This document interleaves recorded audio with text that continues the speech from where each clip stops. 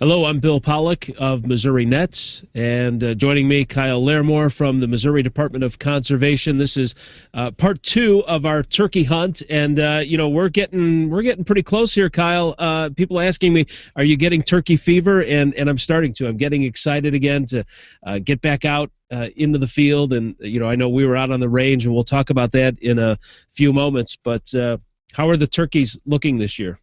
Oh, I was telling everyone this morning, my neck's starting to hurt driving to work, just scanning the fields, and the fields are greening up. You can really see the turkeys out in the field. They're starting to strut. They're gobbling in the morning. So I'm getting excited. I hope everybody else is too, because they're starting to get active. So it's gonna be fun. Yeah, in our first hangout talking about turkey hunting, we went over some of the safety regulations, and you were talking about we have the biggest turkey population here in the state of Missouri, so certainly an exciting time. Before the adult season, though, this weekend we have the youth season. Why don't you talk, because you're pretty involved with that. Why don't you talk a little bit about the youth season, and then we'll get into our shotgun patterning.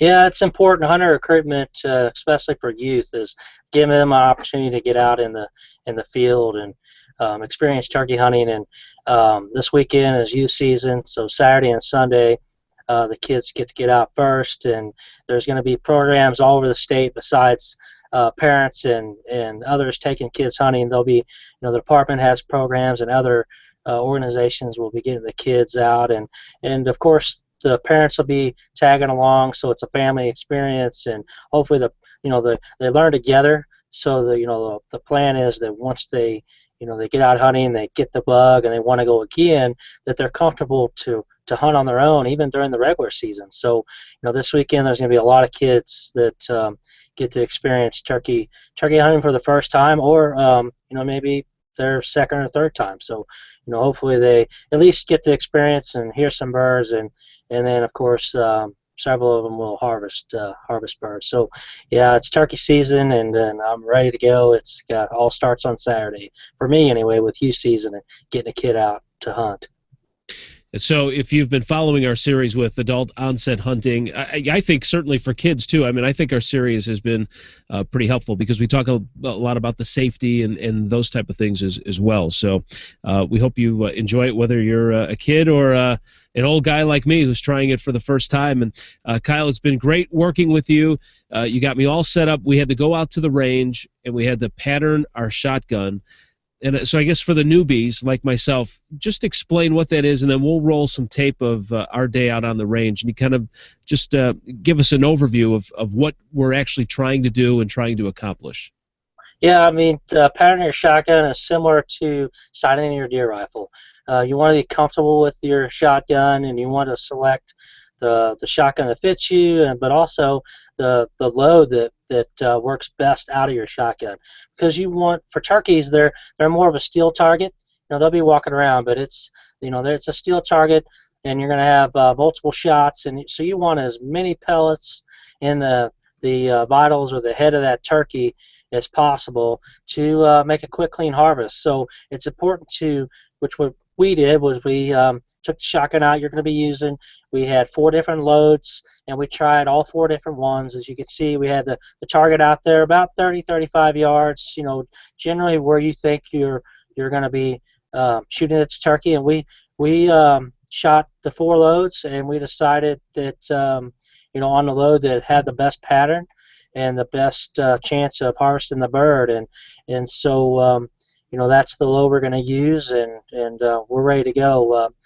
Some people forget about that side of turkey hunting is if you don't get a good pattern, because every shotgun shoots different and every load shoots different. If you don't have a good pattern, you have a potential of missing the bird or wounding the bird. Now, as we're looking at this, we see the bullseye, but then we see like where the main chunk of my spray went was below that. So when you're out on the range, aren't you trying to get that bullseye, right? And then you also just want to see how far your pattern goes out, right? I mean, so it's kind of a 2-step process, right? Yeah, I mean, obviously, the farther the bird gets out, the more your pattern is going to spread out. So you kind of, if you wanted, we could have put a target out to 40 yards and 50 yards, and just to see how it changed. But generally, we knew that we were going to have a bird hopefully within 30 to 40 yards, so it shouldn't change a whole lot. But we use this target. Some would use a turkey head to kind of mimic, what you would be shooting at to get an idea. Here we use the black to kind of mimic the head of the bird. You were a little low, but that's not always a problem. If you're aiming at the head, you're still going to be the way your pattern was. You were still going to be in the neck of the bird, so it's still a good kill shot for the turkey. And you obviously want to go in that area because you want to save as much meat as you possibly can. Yeah, like deer, you're aiming the vitals of the heart and the lungs for quick, clean harvest. For turkeys, you want to go in the head because we're harvesting birds for the meat. We want to put food on the table, and you don't want to shoot them in the breast because that's where the meat's at. If you get shot up in there, then it may not be usable. So that's why you hit the quickest harvest for a bird is the head and the neck. What are talk a little bit about the different shells and the advantages of having something where maybe it's a bigger pattern, something that's a little bit smaller. What are the advantages, disadvantages, and then for somebody who's new to it, is there one over the other that you would recommend? Well, most use a turkey choke, so it's going to be a tighter pattern. Some just a full, but and then you get into extra full, and of course manufacturers make all different types of choke. But generally, a general terminology would be an extra full turkey choke, and the shells are going to be 2 3/4 to 3 inch to 3 1/2, and you have shot size from 4 to 5 to 6s. Some manufacturers will mix those. It's personal preference. I mean, it's like anything else. The manufacturers market different shells. They market different firearms or chokes. It's really find what fits you. When it comes to shells and chokes, find what works for your gun, the firearm that you're going to be using, and match everything up that provides the best pattern that's going to provide you the most successful hunt. Because you want a quick, clean harvest when it comes to those birds. So really, there's no silver bullet, so to speak. It's really finding what matches. Every firearm and every shell is going to shoot a little bit different. I've had 3-inch shells shoot better than 3 1/2 inch. Provides less shot, but really if it has a tighter pattern, it's more effective. So it doesn't. You don't have to use the biggest shell out there. It's mainly what fits that firearm the best. One of the other things that we did, we're talking with Kyle Larimore from the Missouri Department of Conservation, who is going to be taking me turkey hunting. I guess this is the third of my 3 different hunts. I've done deer and duck, and now going to try turkey. One of the things that we talked about on the range were the calls, and how important are those things? I mean, I guess that's one of the things that you don't think about as a new hunter. I mean, they're not just going to be out walking in the field. I mean, you got to have a little play with them and draw them into you, and it's an important piece of the hunt. Let's talk a little bit about the calls. Yeah, turkeys, it's all about communication, and that's what adds to the challenge, and that's why hunters enjoy turkey hunting so much, is because if there's different methods. You could sit in a blind if you have turkeys patterned and they're coming to the field, and they're going to walk by you and you shoot one. I mean, that you're still harvesting a bird and it's still turkey hunting. But to get into the excitement of turkey hunting and why most of us enjoy it and why I like it the most is getting up in the morning. Turkey is gobbling on a roost, and you're making hen noises and find out what call is getting him worked up the most, and he hits the ground, and you're trying to talk him into coming to you and saying, I'm a hen, come visit me and get over here, and they come in spitting and drumming and gobbling, and there's nothing more exciting to me is to having a bird that you are calling in and you're working, and you're overcoming those challenges of those birds. I mean, they're intelligent birds to a point where they just because you're calling doesn't mean they're going to come in. So part of the challenge of turkey hunting is not just hitting the bird, but getting them within range for successful shots. So after you harvest a bird, you could say, I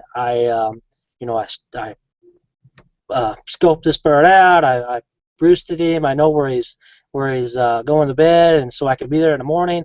When he hit the ground, I called him in, and that whole challenge is adds to the success, adds to the story, and to me it adds to the excitement of why we turkey hunt, and that's why I'm looking forward to the turkey hunt with us because for the first time I'm hoping you experience the same things and you get that bug like many of us and then continue turkey hunting. So that's what I'm looking forward to the most is that first morning and hearing that first gobble and when he comes in it's gonna be fun. So hopefully it happens. I mean I can't guarantee anything.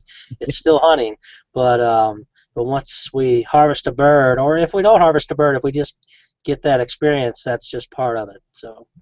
Well, you haven't steered me wrong so far. I mean, I have had a lot of fun. And, you know what? And I was able to harvest a deer.